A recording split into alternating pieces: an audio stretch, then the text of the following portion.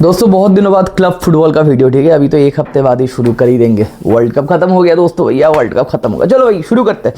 हम लोग बात करेंगे आंद्रे सांतोस के ऊपर, बात करेंगे प्लेयर प्रोफाइल के बारे में, डिस्कशन वगैरह करेंगे। देखो एक मिसकंसेप्शन है लोगों का, ठीक है, जो न्यू फुटबॉल फैंस है, कि भाई प्लेयर्स को साइन करना चाहिए बड़े नाम को देके, फिर जो बढ़िया प्रोजेक्ट वगैरह चल रहा है भाई, मार्केट में नाम वगैरह चल रहा है, उस तरीके से साइनिंग आपको करना चाहिए। तो वो साइनिंग से भैया आपका सक्सेसफुल होगा।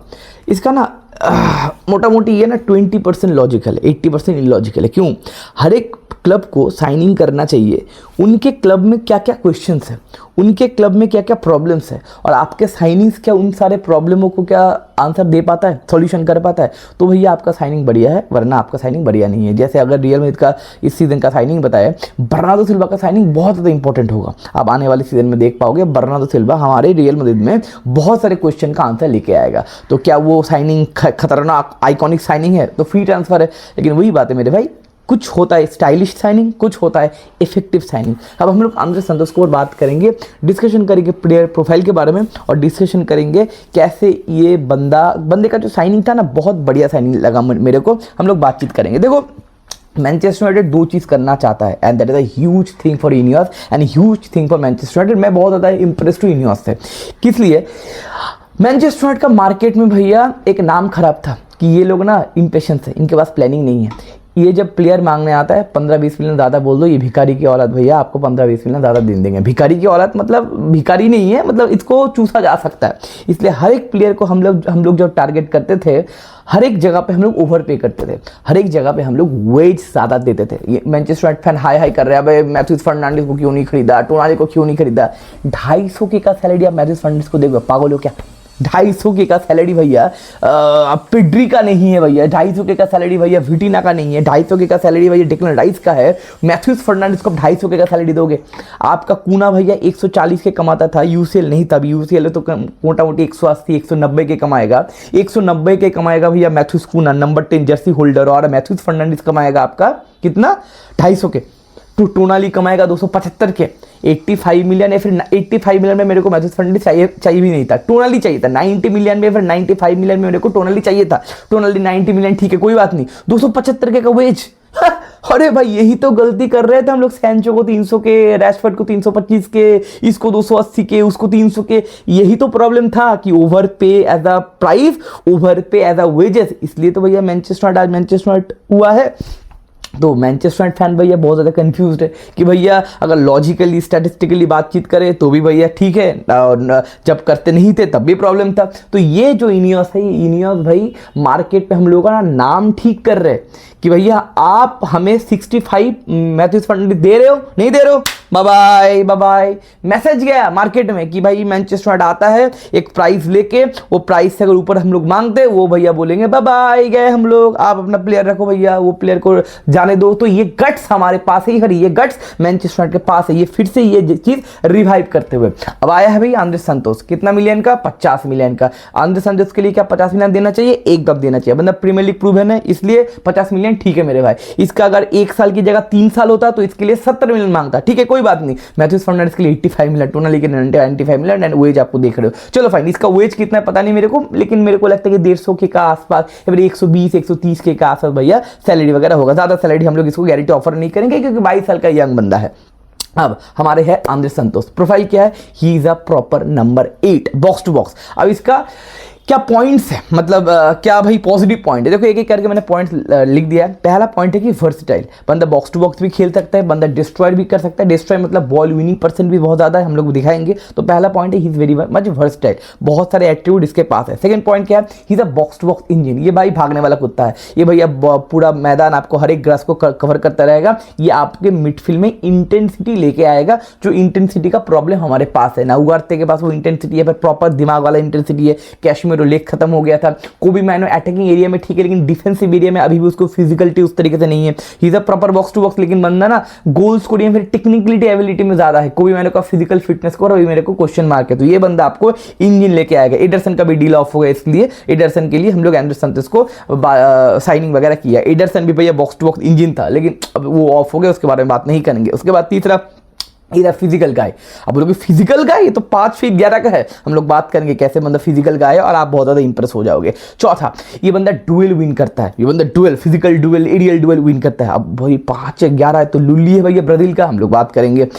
फिफ्थ, इसके पास ना एक इंस्टिंक्ट है, इसके पास एक बॉल को लेके बॉक्स में जाने का इंस्टिंक्ट है या फिर एक गोल स्कोर करने का इंस्टिंक्ट है, एक अनोखा इंस्टिंक्ट। मतलब ये बंदा ना आपको 4 5 6 गोल भी स्कोर करके देखा पूरे सीजन में। और चौथा, मैंने बताया कि भैया ये बंदा एक ऐसा खिलाड़ी था जो गोल स्कोर का जो इंस्टिंक्ट है, पिछले सीजन में जब वो स्ट्रासबर्ग में गया था लोन पे, वहां पे एज अ मिडफील्डर तो सबसे ज्यादा गोल स्कोर किया था, 11 गोल किए थे। पिछले वाले मैच सीजन में भी आई थिंक चेल्सी से 3 गोल 5 असिस्ट दिए थे। तो भैया ये है उसका भैया पॉजिटिव पॉइंट। अब आते हैं कुछ नेगेटिव पॉइंट के ऊपर। देखो पहला नेगेटिव पॉइंट, ये टैक्टिकल बंदा डिसिप्लिन नहीं है। ये भागने वाला कुत्ता है ना, भाग के ऊपर चला जाता है, कभी कभी स्पेस छोड़ देता है, तो स्पेस कवर करने के लिए बंदा ट्रैक बैक करता है, उसमें कोई प्रॉब्लम नहीं, स्पीड है, लेकिन वहां पे कहीं ना कहीं चीप फाउल, चीप टैकल कर देता है। तो टैक्टिकली डिसिप्लिन इसके पास नहीं है।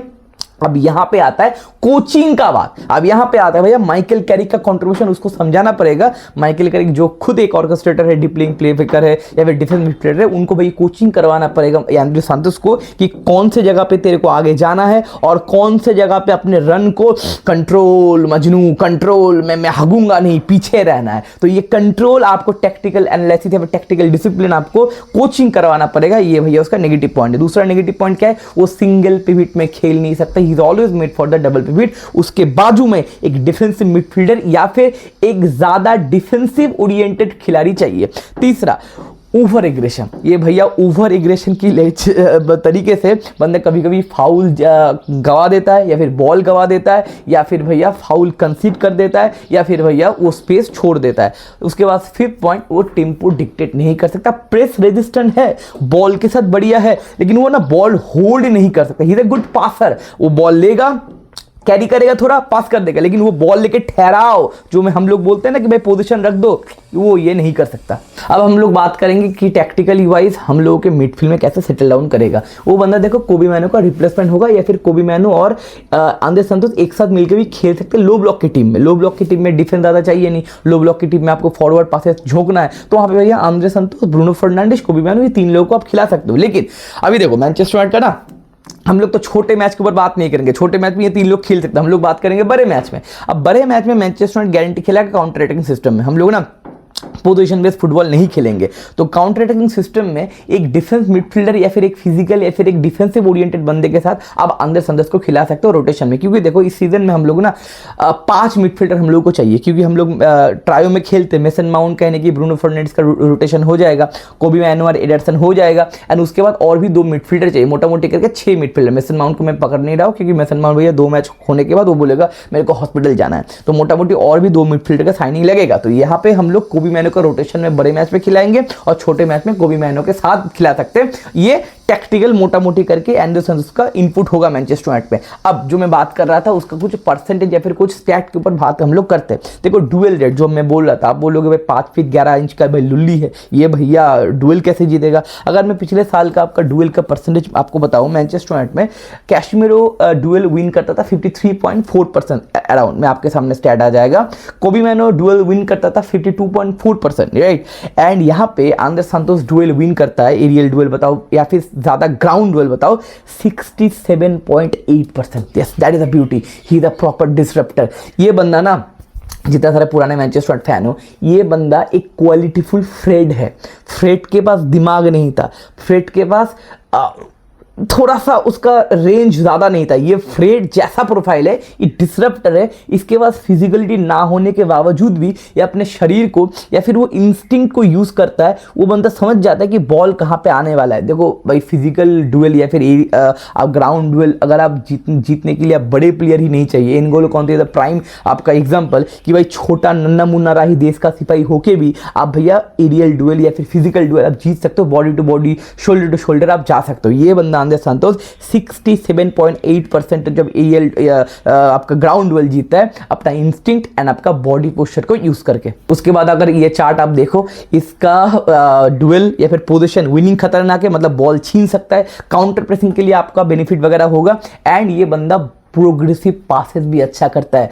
Of course he is a Brazilian, of course you can pass मेरे भाई। इसका पासिंग एक्यूरेसी पर 90 में 90% है, मतलब 90% पासिंग एक्यूरेसी ये बंदा मारता है। बॉल होल्ड नहीं कर सकता but vertical ball, forward ball बंदा निकाल सकता है। अब इसमें ना एक लिमिटेशन है, बॉल तो निकाल सकता है लेकिन ये ना सेफ पास करेगा, ये आपका क्रिएटिविटी नहीं दिलाएगा, ये आपको भैया फाइनल थर्ड में बॉल डाल नहीं पाएगा। इसका विजन खतरनाक नहीं है, ये भैया बॉल लेगा बॉल देगा। He can be a supplier chain of the midfield. ये भैया पोजीशन है, हम लोग तो काउंटर अटैक में खेलेंगे, ठीक है। ये बंदा डिस्टर्ब करेगा, एक पोजीशन लाइन ब्रेकिंग पास कोई करने की कोशिश कर रहा है, उसके बीच में आ गया, वो भैया बॉल इंटरसेप्ट कर लिया, बॉल छीन लिया और बॉल दे दिया, पास कर दिया, दैट्स इट। और उससे भैया लॉन्ग बॉल्स नहीं होगा, क्रिएटिविटी, विजन, क्रॉसेस, ये सब भैया नहीं होगा। He can be your supplier in the midfield. तो मैंने कवर कर दिया long ball, creativity, tempo set, IQ, ये सब भैया इनसे आप एक्सपेक्ट नहीं कर सकते। एंड डुएल परसेंटेज पर 90 में ओवरऑल तो 67.8%, पर 90 में